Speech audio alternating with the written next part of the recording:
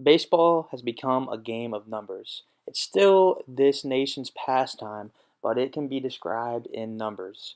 So the marginal product of labor is something that can be helped to decide a player's value in terms of what they bring to their MLB team and to their MLB marketing ability.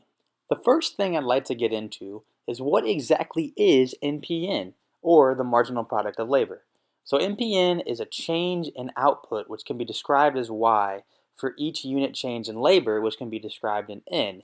As you can see on this graph right here, it just kind of shows how much output can be determined by each additional employee.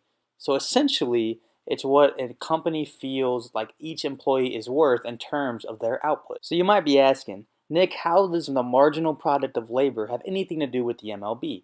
Well, this graph right here is going to show what the MLB revenues have been over the last 20 years or so, and how it has been steadily increasing. There have been a couple dips, but it has steadily been increasing. There are so many things that can go into this. There are so many different avenues that you can have in terms of baseball. I'm going to try to go on a surface level a little bit here just because we only have a little bit of time, but just to describe how this marginal product of labor affects the players in the MLB and in turn affects the teams and the franchises in the MLB. A very important part of the Major League Baseball's team's revenue is their salaries, how much they're paying their players. The most important thing that can be garnered from this particular graph is the rise in the highest paid player salaries.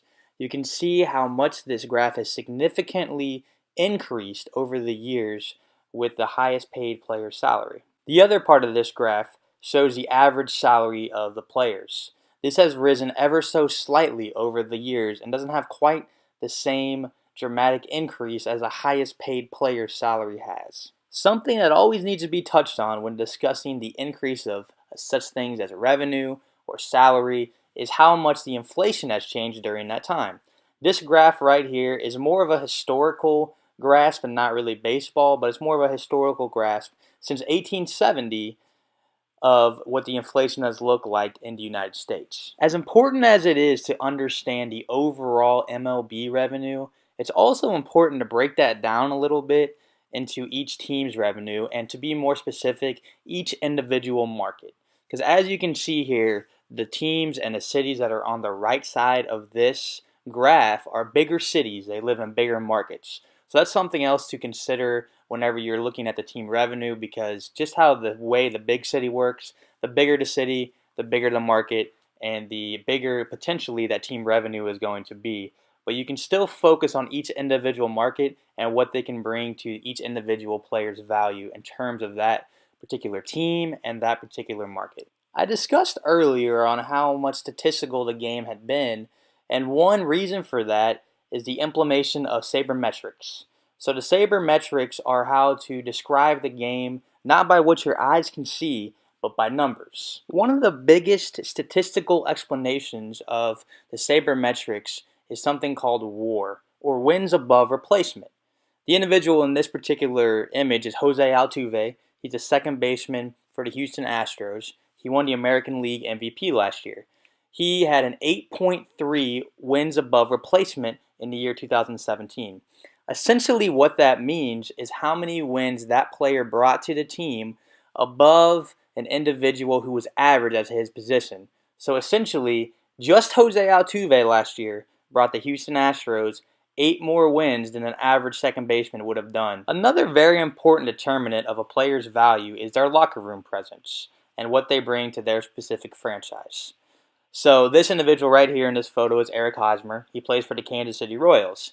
He is known to have great locker room presence and bring a certain kind of leadership to the locker room. Each individual franchise has to determine how much that is worth. Since there is no sabermetrics, at least not yet anyway, for that, the MLB team and MLB franchise must determine how much that leadership and locker room presence is worth to them. Finally, the last determinant is marketing ability. This individual in this photo is Bryce Harper. Bryce Harper is a right fielder for the Washington Nationals, and since he is in the public eye in terms of magazines, TV exposure, different companies have jumped on that to bring their marketing ability of this individual player. So Bryce Harper is in multiple T-Mobile commercials So that way, whenever the fans see him in the commercials or see him on TV, they not only associate Bryce Harper with baseball and the Washington Nationals, but they also associate him with a particular product like T-Mobile. So each individual MLB franchise has to determine how much each particular player is worth. In terms of their on-field performance, like their WAR, the wins above replacement, and their off-the-field performance in terms of marketing ability.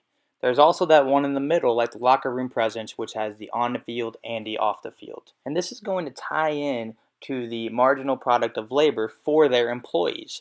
It's a little bit different way of looking at it because there are so many determinants, and we only scratch the surface of that today.